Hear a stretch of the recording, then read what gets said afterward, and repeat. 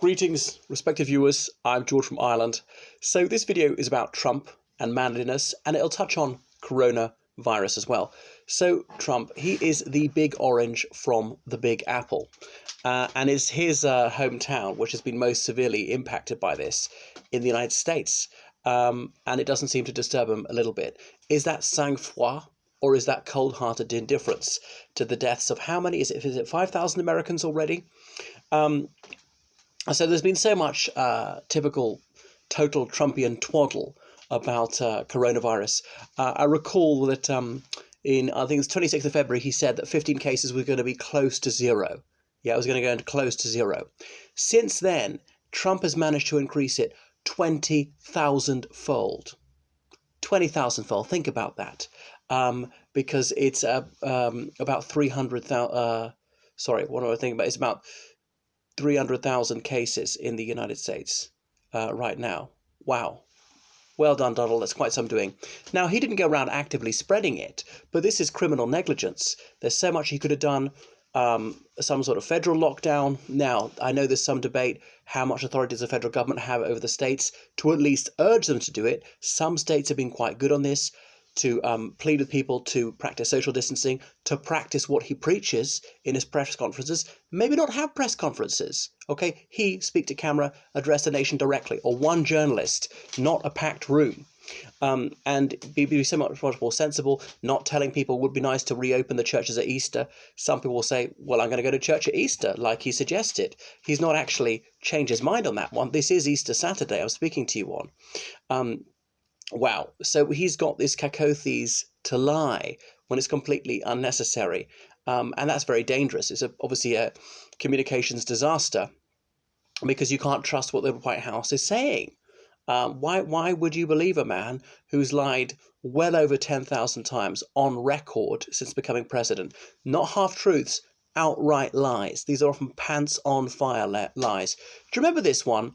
When he was campaigning for president, that when he became president, straight away, drug prices are going to be a fraction of what they were before, a fraction, that was his word, and he was going to hugely increase the quality of those drugs. Fascinating that he's never mentioned that once he's become president.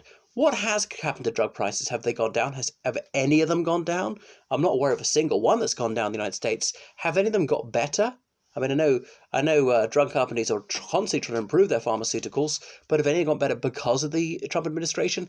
How much are they going to go down? By what process are they going to go down? What is he going to do? I mean, they're meant to stay out of the market, aren't they? Don't interfere with the free market. That's what the Republicans believe, right? And obviously, pharmaceuticals not the government's responsibility. That's up to the drug companies. So, but in what way was the quality going to be improved? They were going to cure illnesses faster.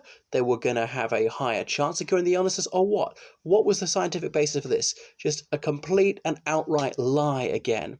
And I suppose a lot of his idiot supporters must have bought that one.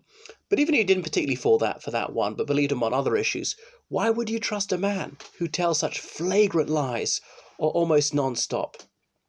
Anyway, remember the old adage, if it sounds too good to be true, then it probably is too good to be true.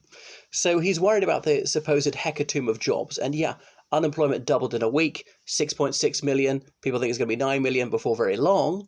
That's a reasonable projection, not a sort of Trumpian projection, when unemployment was, I think, 5% under Obama, and him saying, some people say it's 42%.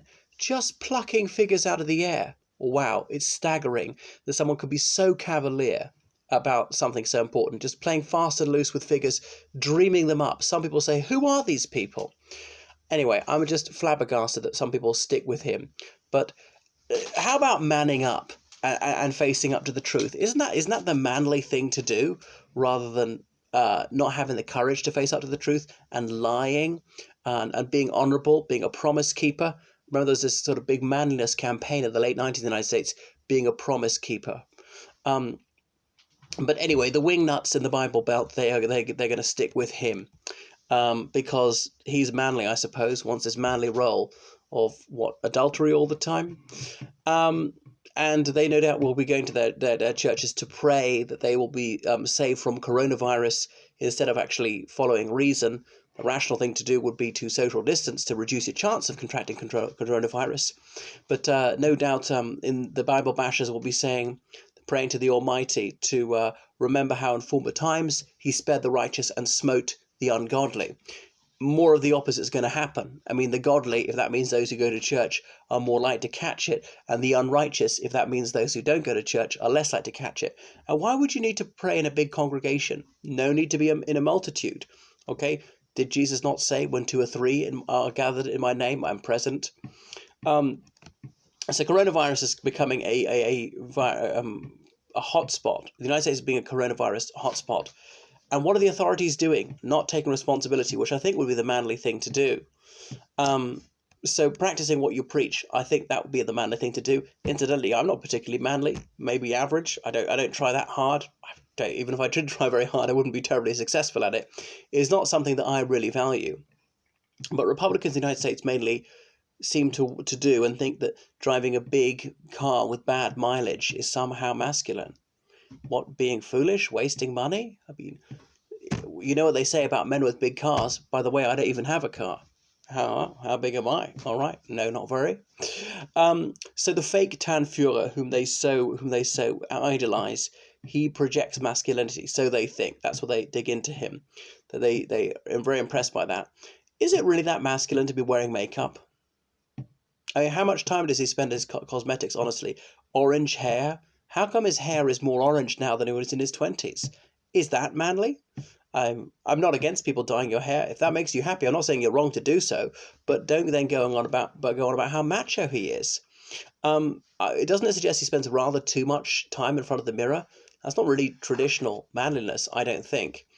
So they want an alpha male in charge. Okay, is that him? He's going to be very macho. So these sort of people, they're not effete, right? They like guns all the time. Isn't that a penis extension?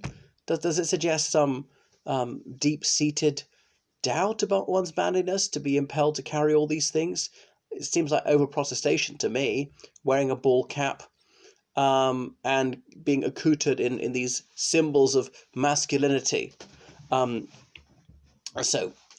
glorious lack of sophistication, I suppose, is meant to be manliness amongst Republicans. Disdain for high culture like opera or poetry or things like that. They seem to be rather feminine. I suppose they would regard them as feminine. And they have no truck with liberal chicanery. They like straight talking. So why do you like to be lied to? Nobody's more crooked than Trump. I mean, look how bent he is in every single way, carrying out these frauds in plain sight. He's a con man, and everything is 100% until it's not. Okay, it's a big lie theory. Never allow the public to cool down. Always move on to the next lie. Never retract or apologize. Just fire hose people with lies faster than they can cope with them. So that's not a very manly thing, I wouldn't think. I don't think it's a very feminine thing either. So the Democrats, they're often panned as beta males. They'll be over-cultured intellectuals, somehow false, two-faced, is that right? Xenophiles. Then unfortunately they're not closed-minded chauvinists, which apparently is masculine. They're not paranoid about things. Is it really being paranoid, overreacting to, say, illegal immigration? Doesn't that suggest you're not that manly? You're not that courageous? Worried about people picking fruit or something? So Democrats are seen as people who despise their own culture. Now, in fairness, I think Democrats sometimes get it wrong on the transgender nonsense issue, or let me see some of the extreme Democrats about check your privilege or things like that. No, I am against that sort of stuff. Perhaps they're seen as race traitors, or that they despise their own culture. But hey, I think it's broad-minded and big and brave to be willing to learn, to not subscribe to the foolish opinion that my country is automatically the best, that Ireland or the British Isles in general is right about everything or right about anything, or that we have nothing to learn from other countries. I look for best practice everywhere. Admire Switzerland, Germany, Italy, many other countries in many regards. Let's say even China on the one-child policy, if it could be a voluntary one. And on and on. There are things I like about the cultures of all sorts of countries. Anyway, the Democrats are sort of have no truck with trucks and not like too much pollution. Be a man, own a truck, wear a ball cap, carry a gun, drink beer, maybe, pray a lot. Is that masculinity? Anyway, but surely taking responsibility is a manly thing. Man up, they often say. Accept it when you're wrong. Be chivalrous. Don't be rude and cruel to women, to the defenseless, like Trump always is. Such a bully. always going for the most vulnerable. Surely that's despicable. That's not chivalrous at all. Wouldn't they want a gentleman in charge? Someone with social grace, like Obama? So the blame game, Trump always trying to scapegoat others, the Chinese or the states. In fairness, there is something in that. Okay, the states could have taken more responsibility. It varies, depends which state you're talking about.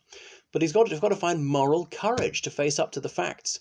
And in my previous video about Trumpian psychopathy and coronavirus, I regret it didn't go well. I fluffed it. I needed to make this more explicit, the link between the two. Because he's a subclinical psychopath, that's why he doesn't care about people and is not trying to reduce coronavirus and just doesn't give a damn if loads of people get killed, would care far more about the stock market. As I say, the hecatomb of bodies he doesn't mind. Is the hecatomb of jobs? Well, maybe. That's why he just feels complete indifference to massive scale suffering. It doesn't impact on him personally, doesn't care about his wives, which is why he was such a serial adulterer, doesn't really care about his children. Look at the body language, only insofar as he thinks they add luster to his diadem. They've got to glorify him. They don't, well, doesn't really want to know them. They say that Donald Trump Jr., he loathes him, feels really ashamed of him, wishes he hadn't given him his name. I'm not sure if that story is true. So, Dr. Fauci, his chief medical advisor, said there ought to be a nationwide lockdown, but Fauci said, I want to stay out of the political row as to whether this would exceed the federal government's authority or whether it's up to the states. But either case, whichever way it happens, even if all these states decide this severally, we got to have it.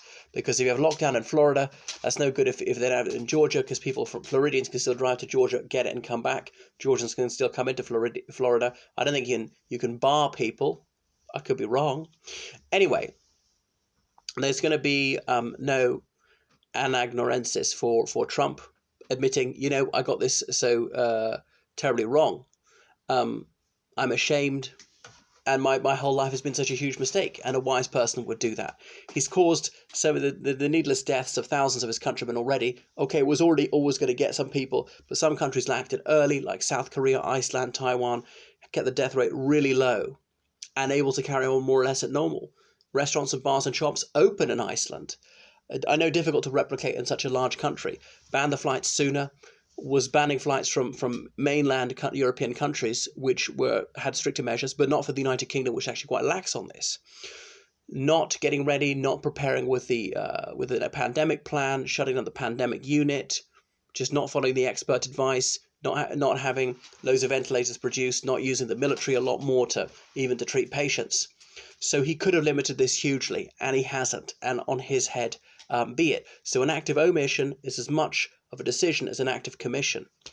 Anyway, his mind only thrums with vanity. How is this going to burnish my name?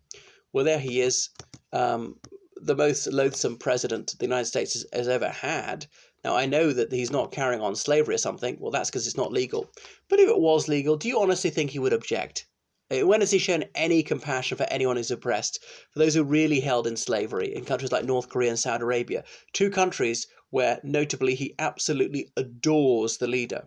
That's the thing. Republicans used to care about democracy. George W. Bush, very flawed though he was, he genuinely tried to spread democracy to other countries. He was trying to help, maybe badly misguided, and he took aim at tyrants.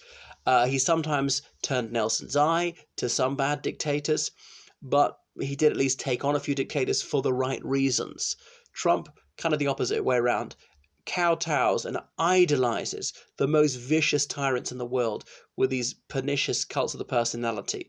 But when it comes to leaders of the free world, he despises them.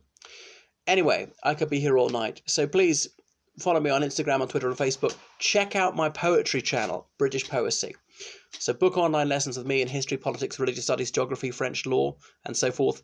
Get me to help you with your essay, your dissertation, thesis, and so forth. And I translate from French, Spanish, Italian, German, Russian, and Romanian. Choose me as your tour guide in Londinium when tourism opens in a few decades' time. Toodaloo.